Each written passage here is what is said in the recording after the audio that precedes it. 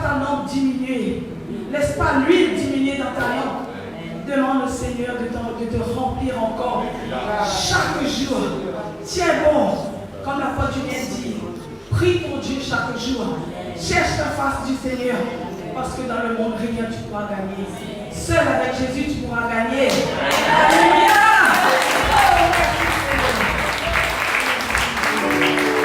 Que Dieu vous bénisse.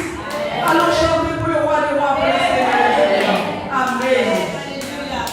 Tu es au bon endroit au bon moment, c'est ça. Parce que la parole de Dieu nous dit qu'une heure dans sa présence vaut mieux que 1000 ailleurs. Et ce soir, nous voulons prendre ce temps pour louer et pour adorer notre Dieu ce soir. Alléluia. Nous sommes une génération choisie. Nous ne sommes pas n'importe qui. Nous sommes les meilleurs. Alléluia. Parce que notre Dieu est meilleur. Alléluia.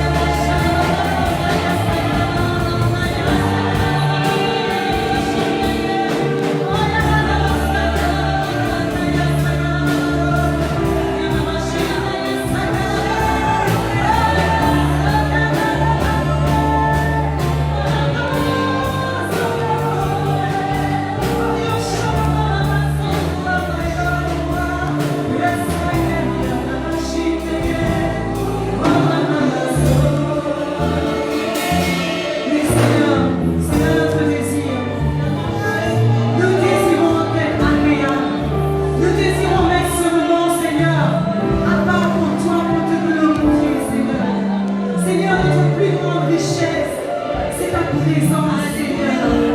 Et nous chérissons cette présence. Nous bénissons cette présence. Nous honorons cette présence. Nous ne voulons pas la respecter, mais nous te donnons tout l'honneur, toute la gloire dans ce lieu, Seigneur. Gloire à toi, gloire à toi, gloire à toi, gloire à toi. Alléluia. Merci pour ta fidélité, Seigneur. Et nous allons continuer ce soir, parce que Dieu est fidèle. Sa parole nous dit que les yeux de l'Éternel sont sur les justes, et ses oreilles sont attentives à leur cri. Dieu n'abandonne pas, Dieu ne t'abandonne pas, mais il est attentif ce soir. Ses oreilles sont attentives ce soir à ce que le peuple est en train de faire. Dieu t'écoute ce soir, Dieu te voit ce soir. Alléluia, merci Seigneur pour ta fidélité, Seigneur. Alléluia.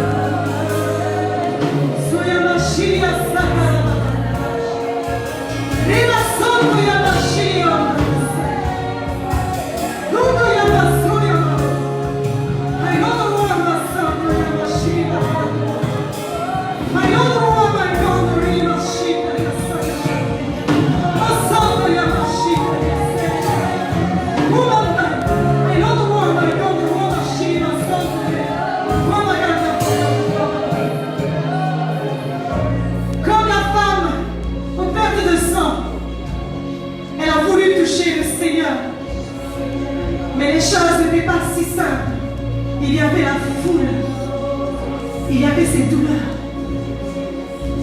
Mais elle a frayé le chemin. Elle a frayé le chemin. Elle s'est frayé un chemin au sein de la foule. Le Seigneur te dit que ce soit fraye un chemin. Les difficultés sont là. Les montagnes sont là. Mais fraye-toi un chemin. Va par la foi. Va par la foi. Comme Abraham est parti vers une terre inconnue pour recevoir l'héritage éternel de génération en génération. Va par la foi. Le chemin n'est pas facile. Le chemin n'est pas facile. Mais le Seigneur te dit, fais-toi le chemin. Fais-toi le chemin. Fais-toi le chemin. Fais-toi le chemin. Fais-toi le chemin. Fais-toi le chemin. Fais-toi le chemin. Fais-toi le chemin. Touche le Père. Touche le Père. Touche ta destinée. Touche ta bénédiction. Touche ta victoire. Touche ta force. Touche ta délivrance. Touche ce soir. Touche ce soir. Touche ce soir. Touche ce soir.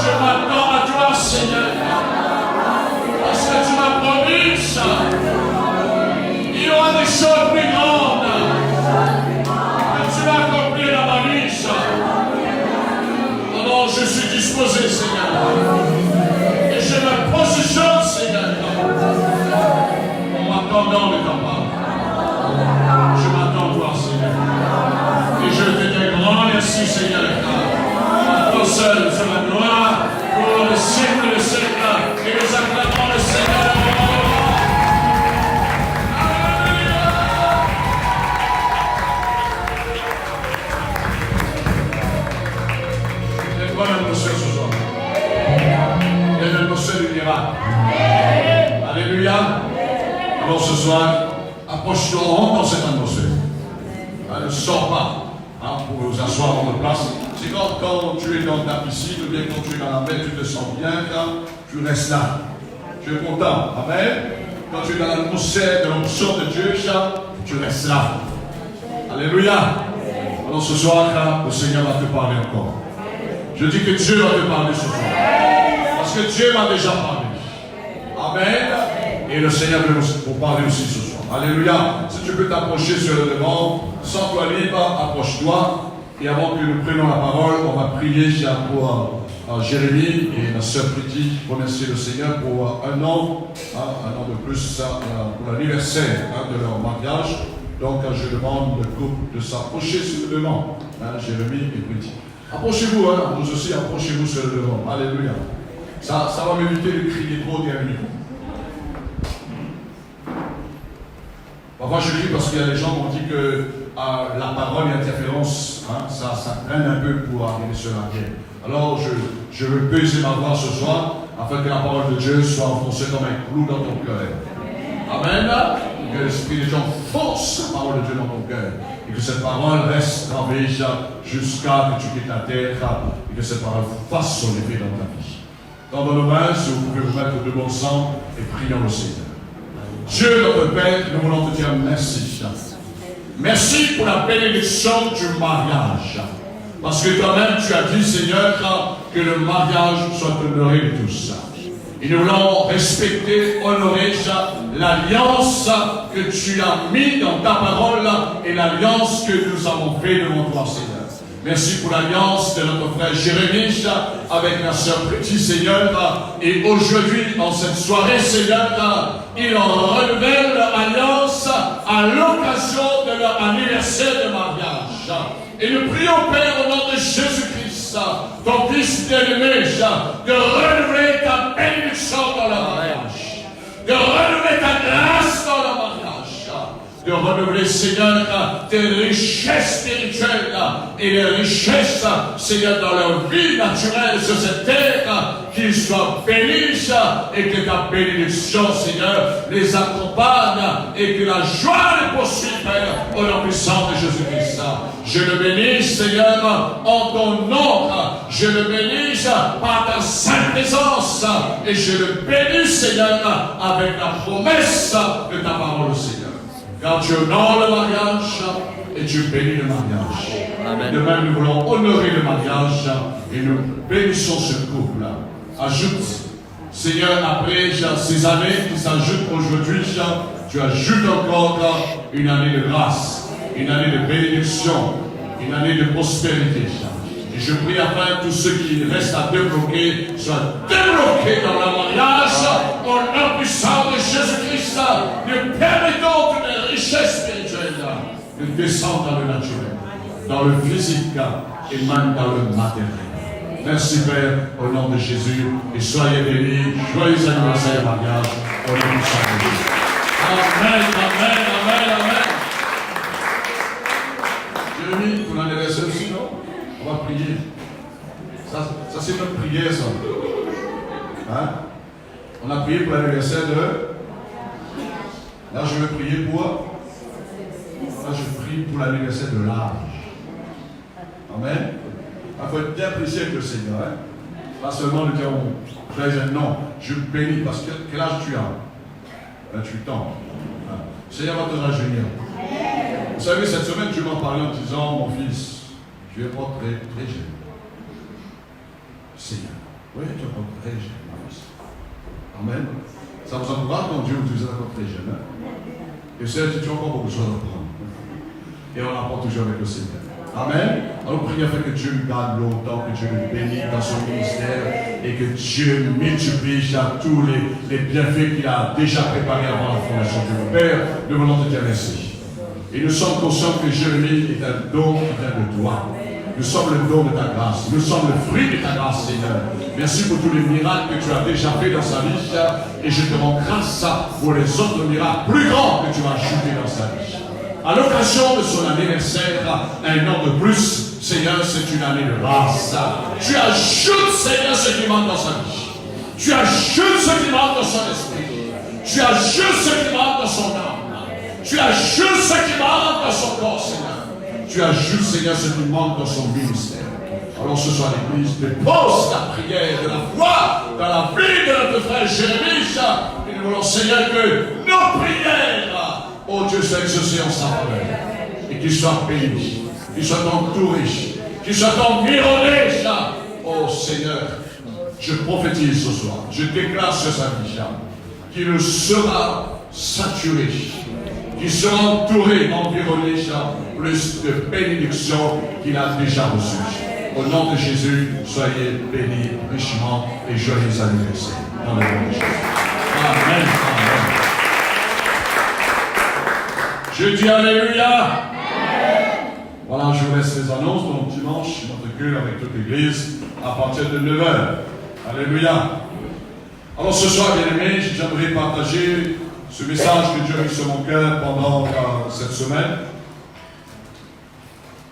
Ce que Dieu m'a parlé personnellement, et Dieu me demande bien sûr, donc parfois tu me parles personnellement, c'est pour moi, mais Dieu dit, c'est pour l'église, c'est pour mon peuple.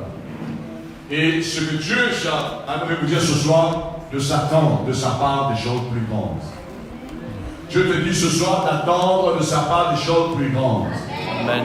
Ce que tu as déjà connu depuis les années que tu marches avec le Seigneur, Dieu te dit ce soir, attends des choses plus grandes. Amen. Non pas les choses plus petites, mais Dieu te dit attends des choses plus grandes. Amen.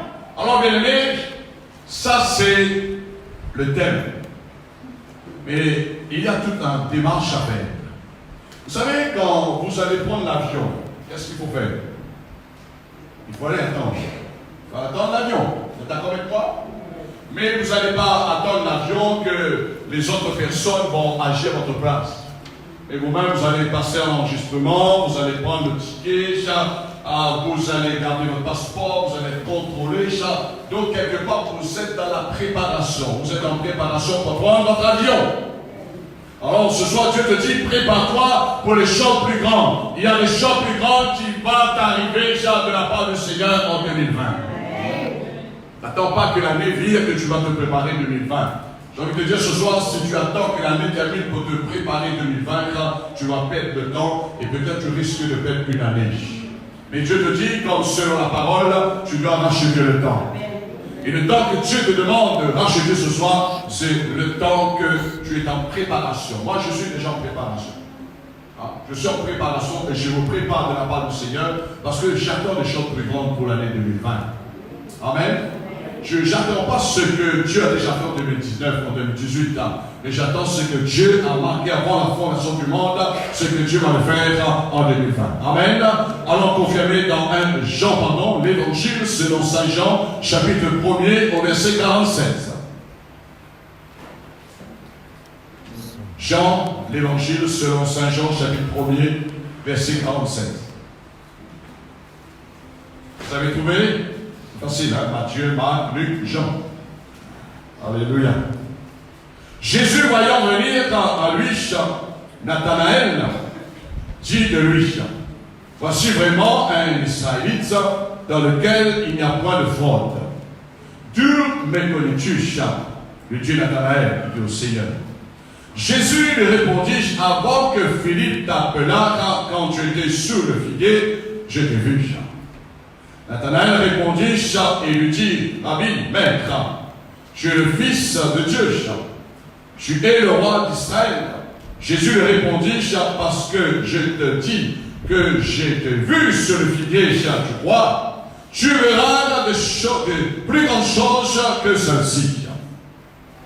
Et il lui dit, en vérité, vous verrez désormais le ciel ouvert et les anges de Dieu monter et descendre comme ce soir sur le Fils de l'homme, et nous acclamons le Seigneur pour sa bonne parole ce soir.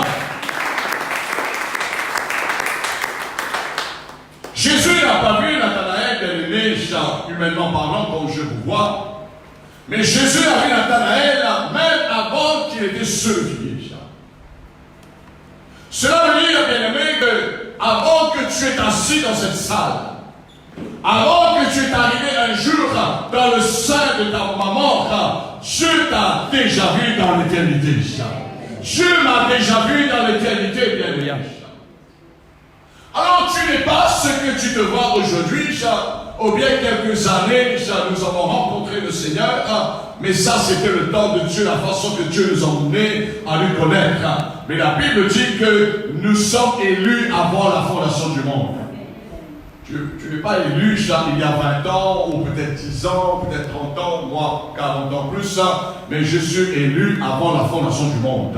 Je suis élu, j'étais avec Dieu avant que mes parents soient nés et avant que mes parents me mettent au monde selon la chair. Alors Jésus dit à Nathanaël, je t'ai vu sur le figuier. Tu es un homme bien. Tu es un homme correct. C'est pourquoi Dieu nous connaît. On n'a pas besoin que les autres nous disent, toi tu es bien, toi tu n'es pas bien. Mais tu as besoin de témoignage de Dieu. Amen. Parce que parfois les gens peuvent te dire que tu es bien, et parfois ce n'est pas le cas. Parfois quelqu'un peut te dire que tu n'es pas bien, c'est vice versa. Mais laisse Dieu lui-même te rendre le témoignage en toi par le Saint-Esprit et bien sûr par la parole. Et le Seigneur dit à Nathanaël, tu es un Israélite dans lequel il n'y a pas de fraude. Tu es quelqu'un de bien. Et alors, Nathanaël était étonné, dépassé, en disant que, mais comment tu me connais? Comment tu m'as vu sur le figuier, Comment tu peux décrire exactement quelle sorte d'homme que je suis? Alors Jésus lui répondit, parce que je t'ai dit que t'ai vu sur le figuier, tu crois, tu verras de grandes choses que celle-ci. Bien-aimé, tout ce que nous avons cru du Seigneur, tout ce que nous avons reçu du Seigneur comme miracle, nous avons vécu des grands miracles dans notre vie. Amen. Nous avons vécu des choses extraordinaires dans notre vie. Mais Dieu nous dit ce soir, ce qui t'attend sera plus grand. Je dis que le miracle qui t'attend sera plus grand. Ah, peut-être tu as été guéri, peut-être tu avais les démons, on a chassé les démons, mais peut-être tu n'as jamais passé par la mort pour que Dieu te ressuscite. Peut-être tu n'as jamais expérimenté cela. Ne dis pas que Dieu va te faire mourir, je donne un exemple là pour que tu sois ressuscité. Peut-être tu n'as jamais connu des douleurs que ton cœur, à certains moments, ne supporte plus. Peut-être tu as raté, je ne sais pas, des accidents sur la terre. Avant, jusqu'à maintenant, tu as cru que Dieu m'a délivré, ma vie était supposée à la mort, et peut-être le Seigneur te dit qu'il y aura encore des grands miracles que Dieu va accomplir dans ta vie. Amen. Et la parole nous dit que ce que l'œil n'a jamais entendu, ce que Dieu a fait encore, et ce que l'oreille n'a jamais entendu du moins, et que l'œil n'a jamais vu, bien aimé, ce que Dieu il va accomplir dans les jours à venir, et particulièrement pour l'année 2020. Nous avons déjà vu, bien sûr, des choses grandes dans notre vie. Moi, j'ai vu des choses grandes dans notre vie. J'ai déjà vu des grandes choses à travers la maison de Dieu, à travers des femmes de Dieu. Et parfois, bien aimé, l'orgueil nous prend en disant que nous sommes l'homme qui a vécu le plus grand miracle. Nous sommes l'homme que nous avons, la femme, nous avons vécu le plus grand miracle. Mais notre Dieu, il n'est pas limité, bien aimé, avec les miracles qui étaient déjà faits, parce que notre Dieu va continuer de faire encore de grands miracles. Parce que notre Dieu, il est tout puissant. Notre Dieu, il est le créateur. Dieu n'est pas épuisé de miracles. Dieu n'est pas épuisé de faire des grandes choses, bien aimé.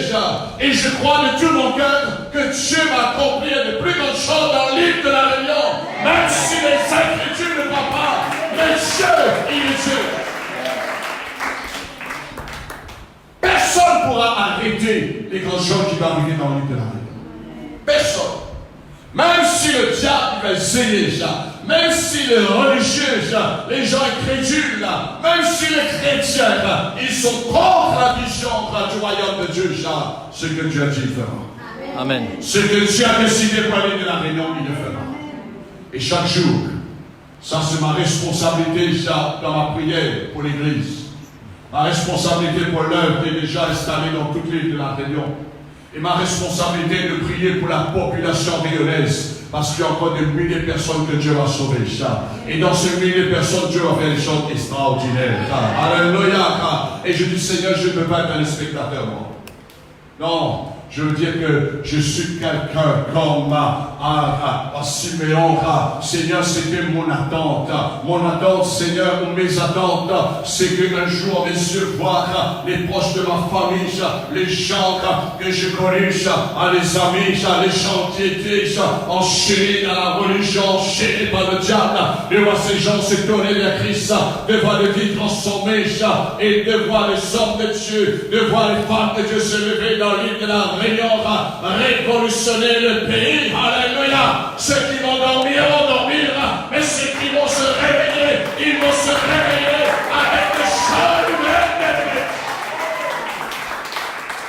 Je crois le nouveau réveil qui va venir dans l'île de la Réunion. Parce que mon Dieu m'a dit, il va faire des choses. Et mon Dieu ne peut pas, bien aimé, se contenter en disant que l'île de la Réunion était dans la pauvreté, dans la misère, il y a 40 ans en arrière, ou peut-être un peu plus, même 50 ans, mais Dieu dit, l'île de la Réunion aujourd'hui est bénie. Est-ce que l'île de la Réunion est bénie? J'ai rencontré pas mal des hommes de Dieu qui sont venus de l'extérieur, quand ils ont visité l'île de la Réunion, ils m'ont dit, mais pourquoi je ne suis pas né à l'île de la Réunion? Voyez-vous? Et parfois, il y a des gens qui croient que je suis d'origine à l'île Maurice. Ils me disent, mais comment tu as fait pour rester à l'île? Je dis, non, je ne suis pas mauricien, je suis français, je suis réunionnais, mais Dieu m'a fait grâce que je sois né dans l'île de la Réunion, et c'est un pays béni. Amen. Tous les gens vivent ce pays. Amen. Tous les gens. Et là, en fin d'année, comme ça, bien aimé, nous sommes dans l'abondance. Mais Dieu ne veut pas que nous mourons dans cette abondance-là. Parce qu'il y a l'abondance, bien aimé, la plus grande qui va venir dans l'île de la Réunion.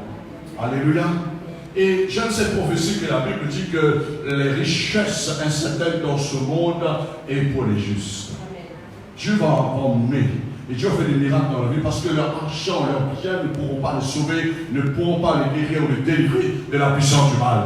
Alors ce soir, bien aimé, Jésus dit à Nathanaël, et Jésus nous parle ce soir, Jésus parle de Nathanaël ce soir dans ce lieu, dans lequel le Seigneur voit qu'il n'y a plus de fraude.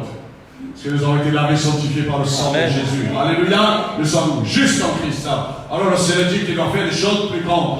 Dieu nous montre, bien aimé, des grandes choses. Dieu m'a déjà montré des grandes choses. J'ai tellement vu les visions. Vous savez, les visions, ça remonte quelques années en arrière. Il y a quelques visions qui sont récentes.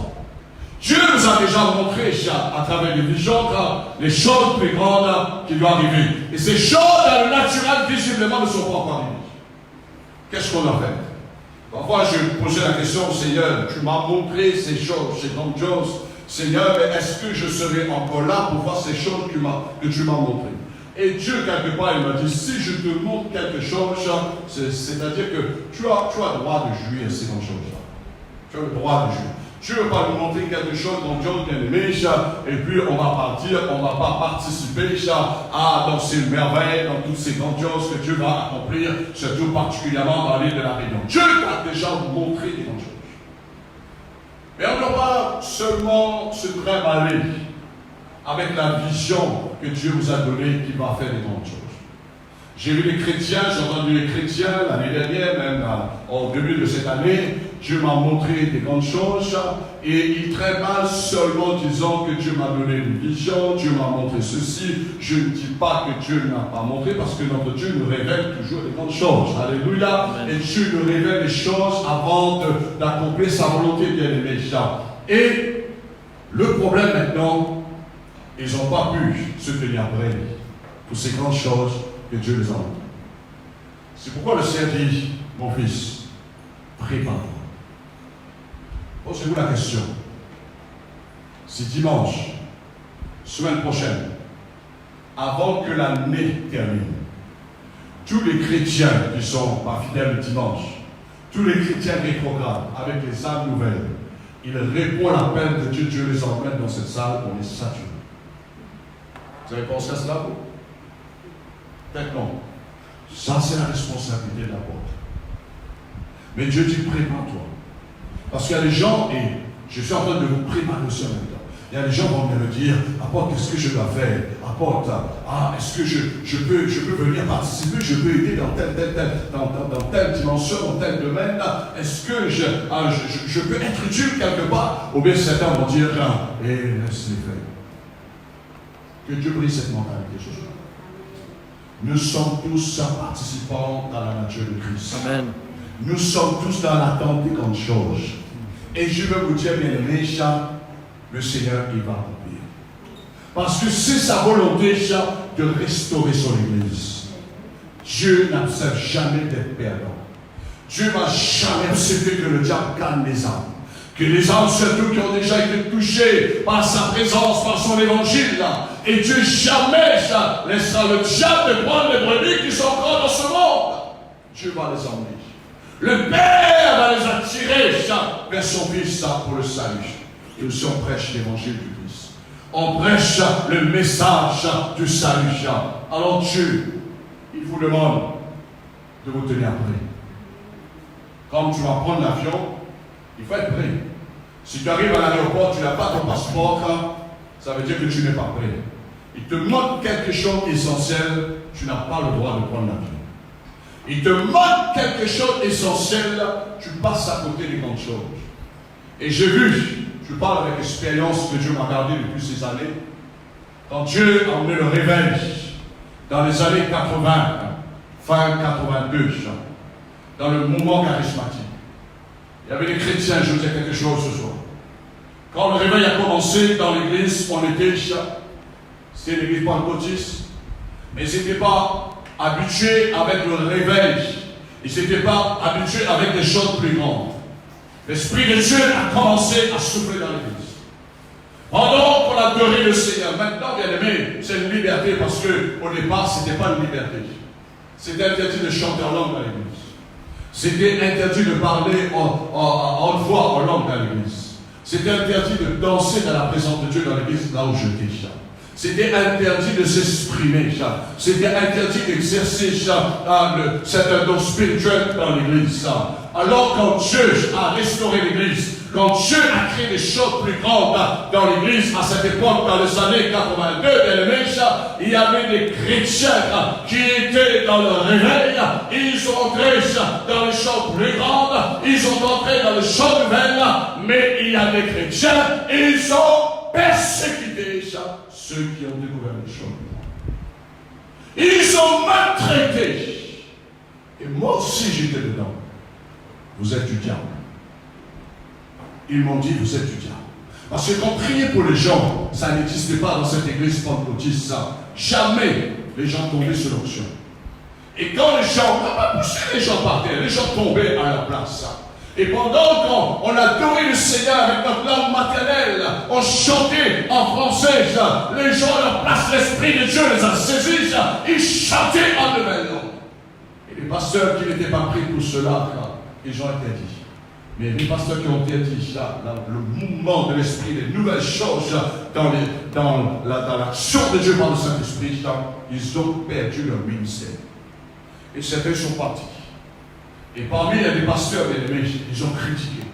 Moi, j'ai vu un pasteur qui était sur l'estrade lorsque Dieu a utilisé un homme venant de Sud-Afrique pour porter le réveil avec un mouvement charismatique, avec des guérisons extraordinaires. Dieu l'a utilisé seulement parce qu'il était en train d'évangéliser en Sud-Afrique. Et à certain moment, les gens venaient en foule, on était obligé de mettre la corde parce que les gens écrasaient les uns les autres. Et pendant qu'il est en plein d'évangélisation en Sud-Afrique, l'Esprit de Dieu lui parle en disant arrête ta mission. Viens aller de la vie. Il est venu. Cet homme a payé un prix. Aucun pasteur n'a voulu accepter à recevoir cet homme. Il a dormi sous la petite toile de tente sur la plage de Saint-Pierre. Cet homme est venu pendant une semaine sur Saint-Pierre dans le jeûne de la prière. Et quand cet homme parlait, il passait 8 ans en langue. Quand cet homme parlait, il restait pendant 16 ans dans la prière en langue. Bien aimé, je comprends pourquoi Dieu utilise cet homme pour mener le réveil et de nouvelles choses. Et les pasteurs, les chrétiens qui n'ont pas accepté des choses plus grandes, ils sont restés rétrogrades. Et je dis, le temps passé, quand il me rencontre, il me dit, on te félicite pour la décision que tu as prise. Continue toujours. C'est bien ce que tu es en train de faire. Mais quand moi je suis un homme avec un cœur pur, je n'aime pas faire remonter ce qui est négatif, ce qui est mort. Je pouvais dire, tu rappelles mon frère? Parce que moi j'ai une bonne mémoire. Tu rappelles que tu m'as traité Satan? Et Dieu dit non. Au contraire, je prie pour lui. Au contraire, je le bénis. Au contraire, dans la dimension qu'ils n'ont pas voulu bouger, moi je bouge dans cette dimension et j'entends l'esprit parce qu'ils font partie de la famille de Dieu. Alléluia. Alors, bien aimé, tu dois te tenir prêt ce soir. Tu dois te tenir prêt dans la foi.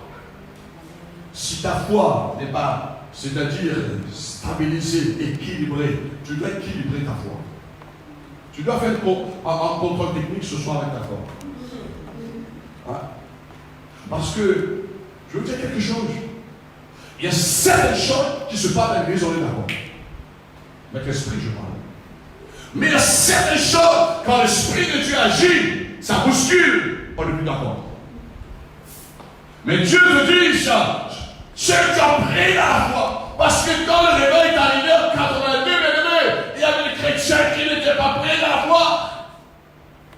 Qu'est-ce qui se passe?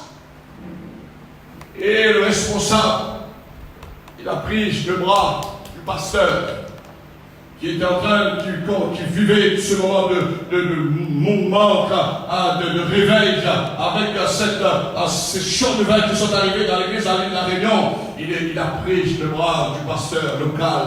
Il a dit, mon frère, si tu n'arrêtes pas, je prends le micro. Le pasteur lui a dit, je ne peux pas arrêter l'action du Saint-Esprit. Je ne peux pas arrêter un peuple qui... Vous vous rendez compte, un dimanche matin comme ce soir, les gens sont entrés dans l'esprit, sont en train d'adorer. Et moi, je prends le micro, je dis, sœur Rachel, arrêtez. En 82, on a connu ça. Mais on a dit qu'on ne peut pas arrêter. On ne peut pas arrêter le feu du Saint-Esprit. On ne peut pas. Si une œuvre vient de l'homme, ça va arrêter. Mais c'est une œuvre vient de l'esprit bien-aimé. Personne ne pourra arrêter. Alors, ils n'étaient pas positionnés dans la foi. Mais récemment, il y avait des expériences, des hommes, des femmes qui ont passé avant nous dans les années 1800. Ce que nous avons découvert seulement en 1982 à l'île de la Réunion. Et lorsqu'on a montré ce pasteur, cet homme de Dieu, l'histoire du réveil, voici ce qui s'est passé en Amérique. Comment Dieu a travaillé avec eux. Comment Dieu a sauvé les âmes. Mais je dis, Dieu est en train de sauver les âmes. Parce qu'à cette époque, quand le réveil est arrivé, les chants nouvelles est arrivé, ce n'était pas seulement les manifestations de l'esprit, mais la salle ne comptait plus les gens.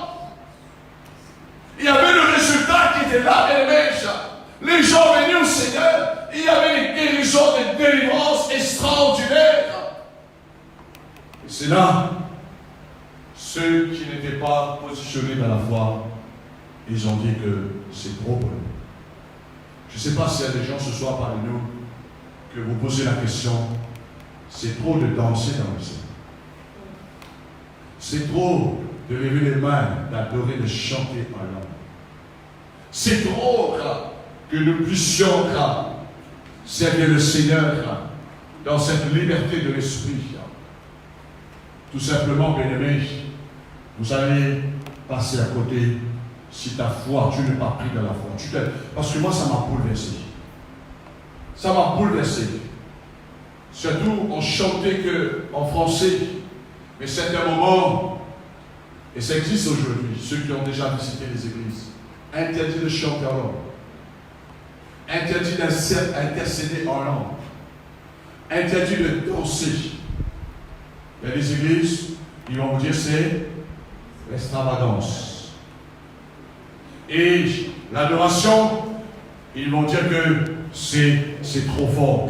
Il y a même un pasteur, il n'était pas pris pour cela, et il a dit que c'est trop fort. Il a dit avec le pasteur qui commençait à vivre dans ses nouvelles choses dans le réveil, en disant que le peuple n'est pas prêt pour entrer dans cette dimension. Mais quand l'Esprit de Dieu veut le faire entrer dans une dimension, parce que c'est Dieu qui a décidé de l'aimer. Dieu n'a pas relâché. Pourquoi Dieu n'a pas relâché cette onction dans les années 60, 70, mais Dieu a attendu seulement en 2080, pour que Dieu relâche ces choses plus grandes dans le moment charismatique, dans le moment de l'esprit. Alors, tu es pris dans la foi. Tu es pris dans la présence du Seigneur. Ne sois pas quelqu'un, quand le Seigneur commence à manifester, à agir, tu cherches dans tes pensées un moyen de t'égarer dans la distraction concernant la présence de Dieu. Vous savez, ceux qui ont déjà expérimenté, qui vivent cela, quand tu entres dans la prière chez toi le matin, quand tu entres dans la louange ou dans l'adoration, tu sens que la présence de Dieu commence à manifester, à prendre plus contrôle dans ta vie. Et là, tu sens que c'est le moment qu'il faut se tenir plus dans la présence de Dieu. Parfois, on a envie de couper, d'arrêter. On va faire autre chose. On a besoin de sortir, de visiter un bureau, ou bien son travail, ou bien de faire le ménage. Mais Dieu nous dit, reste dans ma présence. Et je crois que Dieu a besoin de Jacob. Jacob était déterminé pour rester dans la présence de Dieu. Il a dit, je te laisserai partir quand je serai béni. Bien-aimé, ça c'est ma prière. Je dis, Seigneur, je ne vais pas mourir si le prochain réveil ne vient pas. Je ne vais pas, Seigneur, partir avec des choses plus grandes. J'ai connu des choses plus grandes dans le passé. Mais je sais, mon Dieu, tu as promis, il y aura des choses plus grandes que ceci que nous avons vécu. Il y a certains qui ont vécu cela. En 82, le réveil dans le mouvement charisma, certains sont déjà partis au ciel. Et d'autres aujourd'hui, ils ne sont plus dans le pays. Et d'autres aujourd'hui, bien aimés, ils ne sont plus dans la continuité. Nous sommes une église de réveil. Je dis que nous sommes une église de réveil. Pour moi, église évangélique, église pentecôtiste, église charismatique, à peu importe le nom, bien aimé, mais ce que Dieu nous parle, nous sommes une église de réveil. Ça veut dire qu'on peut être évangélique, on peut être une église en sommeil. On peut être pentecôtiste, on peut être une église en sommeil. On peut être charismatique, on peut être une église en sommeil. Donnez-moi encore d'autres noms, on peut être une église en sommeil. Mais Dieu veut une église réveillée. Dieu veut une église vivante. Parce que Dieu a créé des choses vivantes. On ne doit pas céder. On ne doit pas céder sur la pression des choses vivantes qui arrivent. Je me prépare tout bien. Dans le spirituel, humainement parlant avec les gens, dans le matériel, dans les finances, je me prépare à tout. Je me prépare, si Dieu me dit, tu as 2, 3 réunions à faire, je dis, Seigneur, ma capacité vient de toi. Je dis que ma capacité vient de toi. Peut-être qu'il y a certains, s'ils ne sont pas pris de rester dans la présence de Dieu, et ils vont dire, là, ils ne parlent plus de la présence de Dieu, là, ils vont dire que ça fait trop de réunions. Moi, je veux te dire ce soir, on aime trop de réunions, dis que c'est jamais trop de rester dans la présence de Dieu. Amen. C'est jamais trop de rester dans la présence de Dieu. Tu es prêt dans la prière. Tu es prêt dans la prière. Quand tu vas venir, quand les chants grandioses arrivent, je vais te dire, quand tu viens pour participer, pour vivre ces chants grandioses, il faut que tu sois un homme, une femme qui est pris dans la prière. Vous savez, bien aimé, j'ai vu les chrétiens qui sont au départ, ils étaient des gens dans l'église qu'on peut dire qu'on avait peut-être l'approche avec eux. On pouvait le voir un peu plus facile dans l'église. Mais quand le réveil est arrivé, il y a des choses nouvelles qui arrivent qui disent qu'il y a des choses plus grandes. On ne pouvait plus voir ce chrétien. Je me dis, est-ce que tel chrétien était là? Est-ce que tel chrétien, je ne l'ai pas vu? Ben oui, il était là. Mais il était en train d'assis, je ne sais pas, dans un fond quelque part. Il était là, je ne sais pas, dehors quelque part. Mais parce qu'on est tellement très occupé et préoccupé maintenant avec les choses nouvelles. Quand tu as une petite maison, tu as une petite vision, tu restes là, tu es coincé, tu n'as pas besoin de te préparer pour les choses plus grandes. Mais quand tu as un projet, d'avoir une maison plus grande, tu dois devenir prêtre. Prie dans tous les domaines. Parce que maintenant, tu as une maison plus grande, il faut avoir plus de meubles. Tu as une maison plus grande, il faut que ta famille remplisse cette maison. Il faut que cette maison soit préoccupée, occupée même. Et tu dois te préparer ça, parce que l'impôt, ça va augmenter. Tu dois te préparer ça, il y aura plus de nettoyage à faire. Ce que Dieu est en train de nous interpeller ce soir, qui dit grande chose, besoin plus de préparation. Ne pense pas, ne crois pas que l'église de la Main du Salut va continuer à rester comme ça. Ne crois pas ça. Ne crois pas qu'en disant maintenant je suis habitué, quand j'étais dans l'église pentecôtiste, j'étais tellement très habitué. Je dis Seigneur maintenant, vous savez qu'est-ce que je dis à Dieu? Seigneur, mais qu'est-ce que je fais dans l'église? Je dis Seigneur, j'ai reçu tout. Il vient de prier, il vient de prêcher, il vient de chanter, il a parlé dans le spirituel, il a fait visite. Mais qu'est-ce encore? Qu'est-ce encore? Seigneur, j'ai tout gagné, j'ai gagné tout le diplôme. Est-ce que vous comprenez, bien aimé? Oh là là, ça j'attendais pas. Tout à coup, j'entends qu'il y a un homme de Dieu qui vient, qui débarque sans qu'il ait été invité, et Dieu qui l'a parachuté à aller de la réunion. Quand j'ai vu cet homme, j'ai travaillé encore cette époque, je sortais directement de mon travail, je venais à ces réunions pendant une semaine, pendant 8 jours, bien aimé. Peu mon travail, j'étais là. Quand je voyais cet homme prêcher, je voyais Jésus devant moi. Quand cet homme, il avait une chose extraordinaire, c'était le réveil, c'était le chant grandiose. Je dis, mais jamais de prédicateur pasteur était comme cet homme. Il demande des gens, si vous croyez que Jésus est vivant dans ce lieu, levez vos mains, bien aimés les gens, laissez les mains comme ça trembler. Tellement avec notre chose la puissance de Dieu. Mais c'est là que j'ai compris, il fallait se préparer. Et la finalité, sa dernière réunion, Dieu a donné une parole prophétique en disant, le Seigneur va élever des jeunes dans l'église. Et à cette époque, j'avais tout juste 22 ans. Je dis, Seigneur, qu'est-ce qui va arriver dans l'église? Je commençais à être inquiet. Je sentais déjà un bouleversement. Parce que la dimension, les choses qu'on était en train de vivre, et cet homme a emmené quelque chose de vrai. On pouvait faire la différence. L'onction fait la différence. Et ce qui est arrivé est arrivé. Et voilà l'histoire, si vous voulez connaître. Après les églises pentecôtistes, les assemblées de Dieu, le Seigneur a élevé les églises charismatiques dans le monde. Et aujourd'hui, il y a plusieurs des noms, des dénominations. Mais je bénis Dieu, parce que je suis encore là, parmi les prémices. Et je sais que Dieu, il m'avait parlé pour cela. Mais je sais que Dieu, il veut terminer. Ce qu'il a commencé, il a le pouvoir aussi de terminer. Alors, bien aimé, tiens-toi prêt dans la foi. Tiens-toi prêt plus dans la parole. Tiens-toi prêt dans les promesses du Seigneur. Tiens-toi prêt plus dans la présence du Seigneur. Ayez plus de patience dans la présence de Dieu. Ayez plus de patience dans la prière.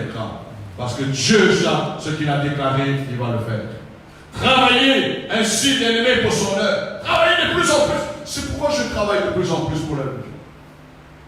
Peut-être que je me dis, pourquoi l'apôtre Julien, il se donne à fond, il travaille pour l'œuvre de Dieu, il fait tout, il investit. Vous savez pourquoi? Parce que quand on prépare une grande maison, bien aimé, quand on vise, du moins que Dieu nous montre qu'il y aura des choses plus grandes, je dis, Seigneur, je me prépare. Je me prépare. Et je me prépare dans le travail. Je dois travailler. Et c'est pourquoi Paul avait compris, quand il savait que Dieu va faire toujours des choses plus grandes, il dit, je traite mon corps durement. Je ne vais pas traiter mon corps mollement. Si j'arrive là un dimanche ou un lundi, je dis, alors si vous me dites, après Dieu, ça va fatiguer l'année. Vous fatiguer. Dieu a dit, je n'ai pas le droit de dire ça. Parce que si je dis, Dieu, je suis fatigué l'année, Jésus va me répondre tout de suite en disant, venez à moi, tout ce qui est fatigué, chargé, et je vous donnerai du repos. Je n'ai pas le droit de dire. Parce que le Seigneur a déjà la réponse. Gardez vos yeux spirituel de la foi. Toujours ouvert. Ouvert pourquoi? Parce que vous êtes dans l'attente de voir davantage les grandes choses du Seigneur. Je réveille le matin, je dis Seigneur, je garde les yeux de mon cœur ouverts.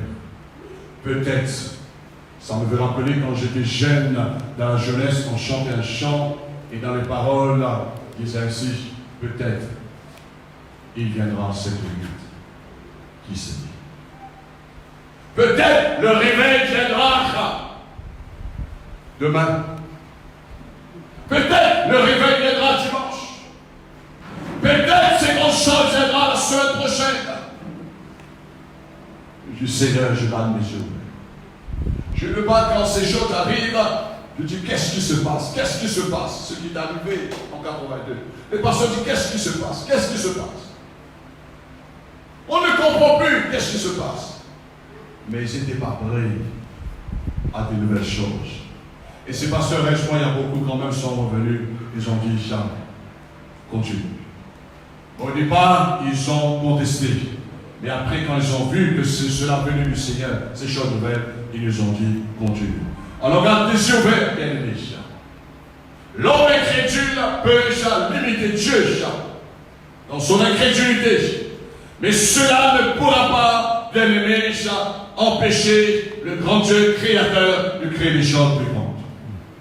Même si l'homme, quand je parle de l'homme incrédule, vous savez, l'homme incrédule, bien aimé, on le trouve plus parmi le peuple de Dieu. Quand Dieu parlait de l'incrédulité, c'était parmi les Juifs. L'incrédulité, c'est quoi? L'incrédulité, c'est des gens qui ont déjà connu, entendu la parole, mais qui ne veulent pas croire. Les gens qui n'ont pas reçu la parole, ils n'ont pas la foi. On ne peut pas dire qu'ils sont crédules. Ils sont peut-être naïfs, ils ont une croyance, peut-être sont des gens qui sont athées, mais on ne peut pas dire que ces gens-là, ils étaient incrédules. Un incrédule, c'est quelqu'un qui a déjà reçu la parole qu'il ne croit pas. C'est pourquoi Jésus était étonné avec l'incrédulité du peuple d'Israël. Et c'est pourquoi Jésus était étonné avec la foi du centenier romain qui n'était pas quelqu'un parmi les Juifs. Parce que cet homme, il croyait lorsqu'il avait entendu la parole de Dieu. Alors, malgré les incrédules, malgré qu'importe ce que l'homme, que les gens vont dire, mais ce que Dieu a décidé de le faire, il le fera. Il est fidèle. Alors, bien aimé, avant que je termine, il sera toujours le Créateur malgré les incrédules. Il sera toujours le Tout-Puissant malgré les incrédules. Et ce soir, bien aimé, nous devions enlever dans nos pensées en croyant que Dieu, il a déjà tout fait les choses grandes dans ma vie. Tu te trompes. Je dis Dieu, je ne vais pas me tromper. Parfois, on croit que Dieu, il a déjà tout fait les choses comme ça. Oh, Dieu m'a guéri, Dieu m'a sauvé, Dieu m'a donné un travail, Dieu m'a donné un mari, Dieu m'a donné une épouse, Dieu m'a donné des enfants, Dieu m'a donné ceci, Dieu m'a donné cela. Mais Dieu te dit, il y a des choses plus grandes qui t'attendent. Amen. Bien aimé, si je dis Dieu m'a donné ceci, Dieu m'a donné cela, qu'est-ce que je fais? Je réponds. Mais Dieu me dit non, il y a des choses plus grandes qui t'attendent. Et comme un jour dit à Billy Graham, l'évangéliste Billy Graham, quand la Bible nous parle du retour de Christ, et je crois quand on dit que Jésus revient bientôt, il a prêché tellement, mais il est parti avant que Jésus revienne. Jésus revient bientôt. On prêche bientôt le Seigneur dans le monde. Mais cela, bien aimé, ça ne nous permet pas de dire que Jésus revient et puis on reste à l'attente de la passivité. Mais le retour de Christ doit nous donner de l'empressement. C'est-à-dire, si je sais que Jésus revient bientôt, je dois travailler afin qu'un proche de ma famille, quelqu'un que je connais, qui doit être sauvé, qu'il puisse entendre la parole de Dieu. Parce que si Jésus revient bientôt, il va enlever l'Église. Mais n'oublie pas que le jugement vient aussi. N'oublie pas que le Seigneur dit, hey, tu étais un méchant sanitaire. Mais le retour de Christ, cela doit nous donner de l'empressement. Cela doit nous donner plus de motivation. Alors ce soir, je dis que les grandes choses nous attendent, bien aimés. Et Jésus dit à Nathanaël, désormais le ciel est ouvert. Amen. Désormais le ciel est ouvert. Si le ciel est ouvert, il y a des grandes choses là-haut dans le ciel qui va s'accomplir sur la terre, bien-aimée. Et Dieu dit, le Seigneur du moins, il déclare en disant, désormais, vous allez voir le ciel ouvert et les anges de Dieu monter et descendre sur le Fils de l'homme. Peut-être jusqu'à maintenant, on a parlé des anges, mais on peut dire que l'Église à l'île de la Réunion n'a pas tellement vu l'intervention des anges. Et je crois que ce que Dieu, il a déjà planifié ce qu'il va faire concernant l'intervention des anges dans l'île de la Réunion, il va le faire dans les choses plus grandes. Alors, bien aimés, quand nous attendons des choses plus grandes, c'est-à-dire nous attendons des choses meilleures. Si tu attends les choses, ça devient de plus en plus empirant. Tu attends les choses pires. Ça veut dire que tu es déconnecté avec la vision de Dieu. Quand tu es connecté avec la vision de Dieu, j'attends les choses au meilleur. J'attends les choses au meilleur pour ma vie. J'attends les choses au meilleur pour l'Église. J'attends les choses au meilleur pour ma famille. J'attends les choses au meilleur pour l'île de la Réunion. J'attends les choses au meilleur parce que j'attends les bonnes choses. J'attends pas de la terre.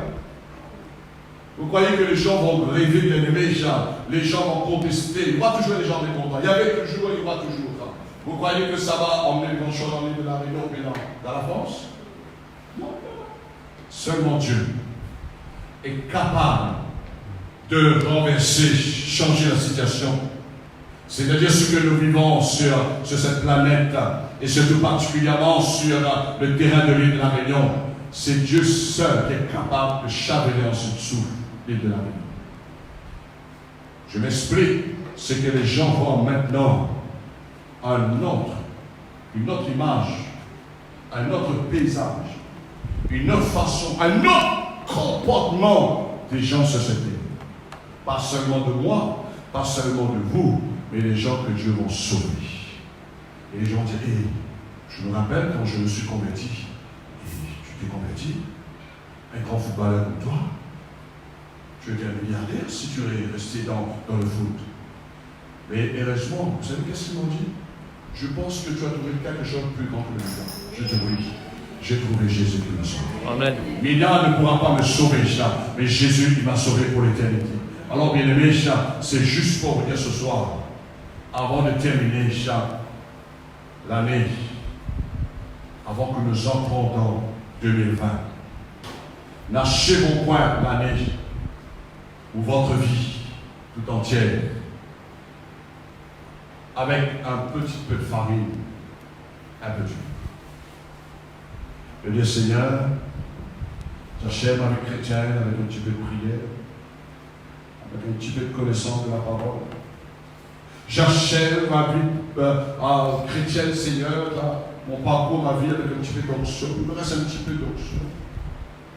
Ou bien peut-être, Seigneur, j'achève l'année, il me reste encore des petits pains d'eau. Il me reste encore, Seigneur, un petit peu de calme. Il y a encore des dans le congélateur dans moi 5 mois.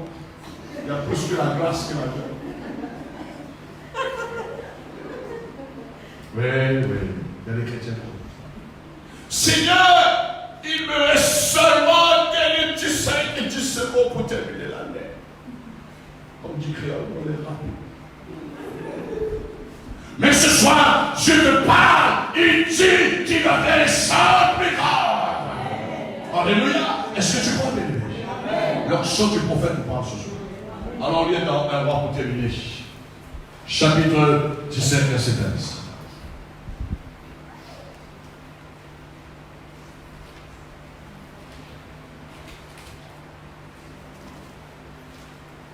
Si j'aurais un autre message ce soir de vous dire comment tu vas terminer l'année, dans quel état, dans quelle situation tu dois terminer l'année. Alors Dieu te dit ce soir, il t'encourage, il y a des choses plus grandes qui t'attendent.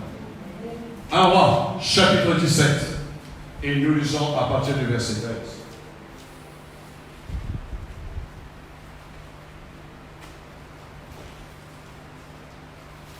La veuve s'arrêta, bien sûr, avec le prophète, devant le prophète Élie.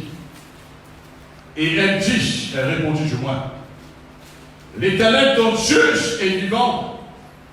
Je n'ai rien de cuit. Je n'ai qu'une poignée de farine dans un pot et un peu d'huile dans une cruche.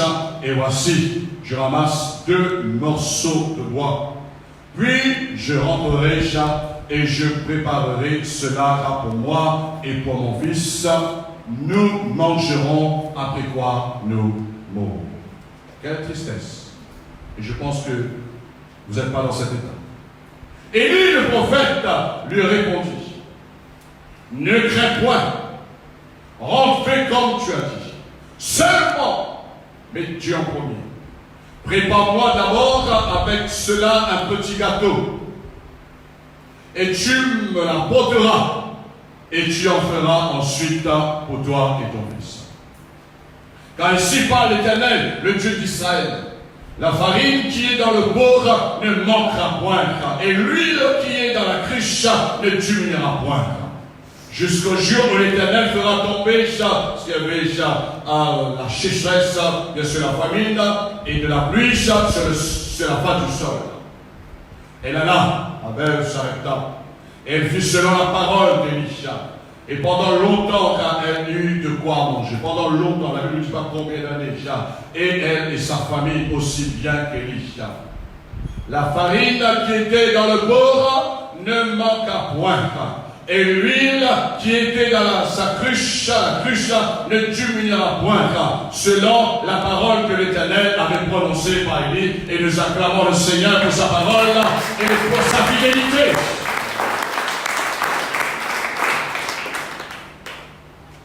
J'ai envie que tu termines l'année avec cette position dans tes pensées. Dieu va faire des grandes choses. Notre Dieu peut agir, bien aimé, même si te reste un petit peu d'huile, un petit peu de farine, même si te reste un petit peu de riz, il te reste un petit peu de sous d'argent, mais Dieu dit qu'il va multiplier. Je dis que Dieu dit qu'il va multiplier. Je ne prêche pas quelque chose parce que quelqu'un a vécu avant moi ou quelqu'un, c'était son expérience, mais je prêche ce que j'ai vécu moi-même bien aimé. La Bible nous parle quand Élie était dans le désert. Élie avait besoin de manger. Élie avait besoin de boire. Élie avait besoin d'être nourri. Mais la Bible dit que Dieu envoyait un corbeau. Le corbeau, bien aimé, c'est un animal impur. Je veux te dire que ta bénédiction, c'est Dieu qui va relâcher, c'est Dieu qui va créer des choses, des circonstances dans le spirituel, mais la bénédiction que tu as besoin se trouve sur la terre. L'argent est bon sur la terre. La nourriture est sur la terre. Dieu a tout mis, il a tout béni, bien aimé, et c'est pourquoi que la femme attendait la bénédiction était retenue parce que le ciel a retenu la pluie. Quand le ciel, Dieu relâche la pluie de l'arrière-saison, Dieu bénit sur la terre. Élie a été nourri par ce corps. Je parlais hier d'un témoignage. Je disais que je préférais parfois la situation qu'Élie était nourri par un corbeau, mais moi j'étais nourri par un criminel. C'est bizarre. Hein? Tous les gens voyaient cet homme en disant que ça c'est un criminel. Il a tué les gens. Mais tous les 3 mois, il gagnait son salarié, sa retraite. Il venait me chercher. Il demandait à ma maman, où est ton fils, tel fils. Il m'a appelé. Je le vois encore avec son Bethel, ceux qui connaissent Bethel. Sur son dos, il y avait de l'huile, il y avait carie, il y avait le riz, il y avait le savon, et il me donnait 20 francs. C'était en France à cette époque, il me donnait 20 francs en plus. Et j'ai jamais parlé cet homme des besoins. J'ai jamais parlé. Mais Dieu utilisait un criminel pour me nourrir. En même temps, me nourrir et nourrir ma femme. Et nourrir aussi, je pense que j'avais peut-être 2 enfants à cette époque. Dieu m'a béni d'une manière que peut-être humainement parlant, je dis, oh, je ne prends rien avec ce criminel, mais peut-être il y a une pensée, une arrière-pensée, un arrière-plan avec cet homme.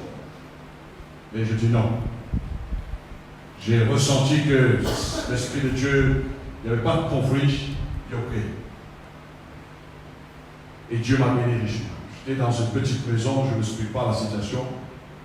Le soir, quand je priais, quand j'arrivais en retard, il y avait l'oracle qui traversait par une vitre. Et tu as des gens qui plaignent. Et Dieu m'a béni. Je ne sais pas combien de serviteurs de Dieu, de servantes de Dieu, que j'ai reçus à la maison, que j'ai hébergé, que j'ai nourri bien-aimé. Mais cela, toujours gardé mon frigo, toujours plein. Toujours béni. Dieu m'a toujours béni dans tous les domaines. Et à chaque fois, quand, vous savez, quand nous faisons les choses selon Dieu, la Bible dit quand nous logeons les serviteurs, les hommes de Dieu sont des anges que nous logeons dans notre maison. Il y avait la bénédiction.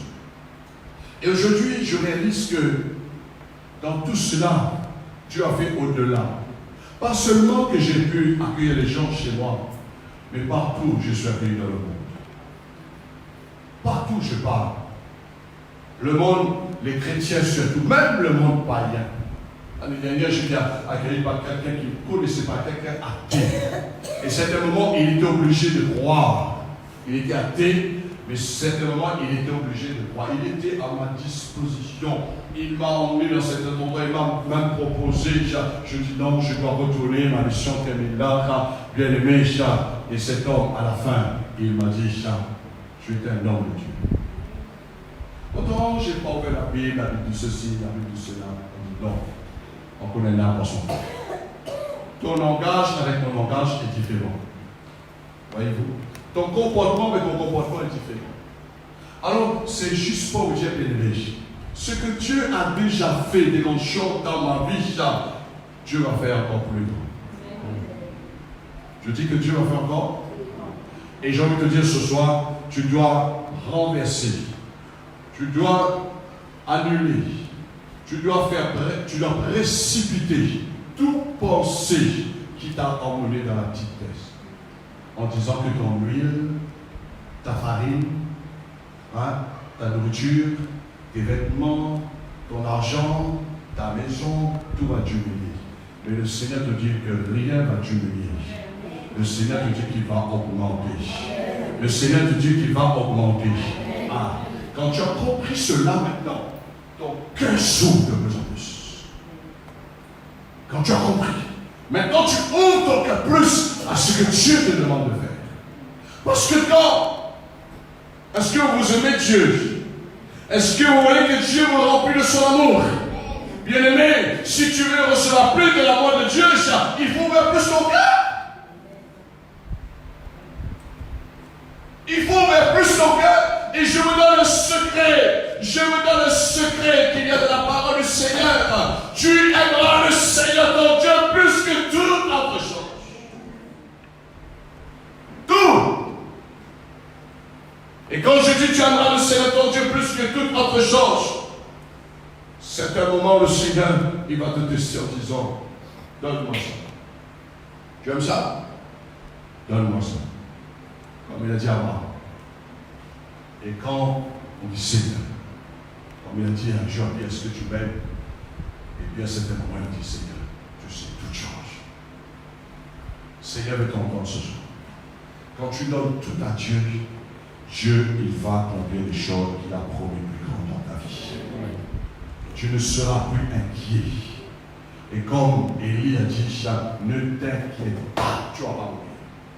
Mais donne à Dieu en premier. Fais Dieu est d'accord pour moi, parce que l'homme de Dieu prêche la parole, mais l'homme de Dieu a besoin de son corps, l'homme de Dieu a besoin d'être nourri. Si l'homme de Dieu meurt, qui va prêcher la parole? Si la porte meurt, la porte est malade, la porte est faible, qui va prêcher la parole? Qui va poser les mains pour prier pour les gens? Qui va chasser les démons? Qui va intercéder les gens? Qui va visiter les gens? Qui va faire un ciel cadre de mentalité? Qui va encourager les autres églises bien-aimées? Qui va le faire? Un petit proverbe qui dit, venez vite. Venez vite, ça ne veut pas dire que mon bonnet est vide. Non. Loin de là. Au contraire, si quelqu'un est dans le besoin, je peux l'aider.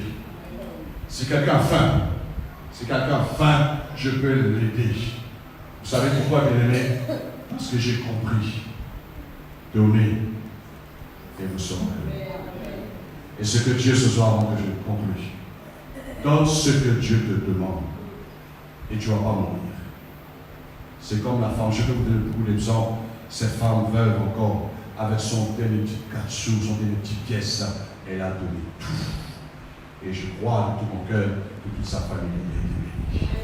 Que Dieu vous bénisse. Il y a des grandes choses qui t'attendent. Alors quand tu termines, avant que tu termines l'année, ce soir, demain, quand tu marche comme quelqu'un. Je te dis pourquoi tu es très content comme ça. Tu as changé. Hein? On dit quelqu'un, tu as changé. L'année va terminer, mais tu ne traînes pas les sabatins. Tu marches avec toi, tu montes, tu chantes, parce qu'il y a des grandes choses qui t'attendent. Alléluia. Aimez-toi de vous acclamer le Seigneur ce soir. Des grandes choses qui t'attendent. Alléluia. Alléluia. Alléluia. Et commence à prophétiser avec la parole de Jésus. C'est qu'il a dit à la Canaëlle, tu verras les choses plus grandes que ceci. Tu verras les choses plus grandes que ceci. Pour ta vie, pour ton ministère, pour ta famille, pour ton travail, et même dans l'église, et même dans le pays. Dieu va faire les choses plus grandes. Dans le sud, dans le nord, dans l'est et dans l'ouest, Dieu va faire les choses plus grandes. Parce que Dieu a aimé toutes les de la Réunion. Pas seulement nous, bien-aimés, mais Dieu a aimé tout le monde. Et ce soir, nous voulons que la grâce de Dieu, mais Dieu puisse sur l'île de la Réunion, et bien sûr partout dans le monde. Et nous allons voir remercier Dieu ensemble. Il est à voir et remercie Dieu pour sa parole. Remercie Dieu pour sa présence. Remercie Dieu pour les choses grandes. Remercie. Et lui dit, Seigneur, j'ai reçu ta parole ce soir. Non, je ne veux pas mourir, Seigneur. Je ne veux pas manger le reste. Seigneur, le restant qui m'est dû, Seigneur, en ce moment. Après toi, je vais mourir. Mais je sais, Dieu, tu vas me donner les choses plus grandes. Tu vas me donner les choses meilleures, Seigneur. Le meilleur devant toi, bien-aimé. Je te dis ce soir, ce n'est pas le pire qui est devant toi. C'est le meilleur avec Dieu. Alors positionne-toi dans la foi. Positionne-toi dans la présence de Dieu. Positionne-toi dans la prière. Et soyez en position dans l'œuvre de Dieu. Soyez faisant ici dans l'œuvre du Seigneur. Père, nous voulons te dire merci. Merci pour ta grâce qui nous a encore touchés ce soir. Par ta parole, par ta présence, Seigneur. Parce que cette soirée, Seigneur, c'est toi qui l'as préparée, mon Dieu, afin que l'Église, ton peuple, puisse entendre ce message en cette fin d'année, Seigneur. Nous devions attendre les choses plus grandes que tu as promis, Seigneur. Et tu nous promets toujours les choses plus grandes, Seigneur. Donc ce soir, nous marchons, nous tendons vers les choses plus grandes. Vers les choses les meilleures qui les de ce brûche. Seigneur, que ta parole, avant qu'elle retourne à toi, qu'elle fasse son effet dans la vie de ton peuple. Et je prie de bénir tout l'auditoire qui a reçu la parole dans ce lieu, et de bénir tous les gens qui ont reçu la parole en direct, Seigneur, dans leur maison, ou l'endroit où ils se trouvent, Seigneur. Que la parole de Dieu fasse son effet dans la vie. Au nom puissant de Jésus. Et nous voulons te dire merci pour ce moment béni dans ta présence, dans la louange, dans l'adoration. Merci pour chaque bien-aimé et merci pour notre départ, notre arrivée qui est bénie et les choses grandioses qui nous attendent, Seigneur, dimanche et avant que l'année termine et en prenant cette nouvelle année, il y a des choses grandioses qui nous attendent parce que Dieu nous a promis et celui qui a fait la promesse, il est fidèle et il nous acclamons, Seigneur, pour sa parole et pour sa fidélité. Acclame Dieu ce soir pour ce qu'il est et ce qu'il fait remplir. Et que Dieu vous bénisse.